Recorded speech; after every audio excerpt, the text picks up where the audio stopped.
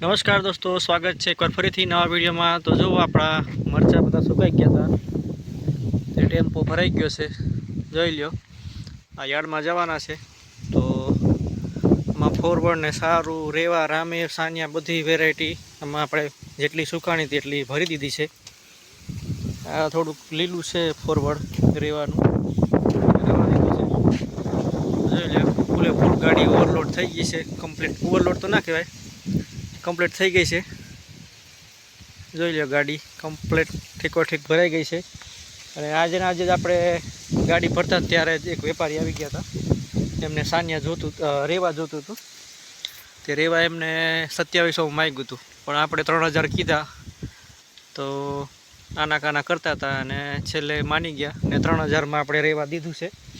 અને હવે આ મરચું બીજું જે ભરાઈ ગયું છે ટેમ્પામાં, એ હવે યાર્ડમાં હરાજી થશે 2 દિવસ પછી।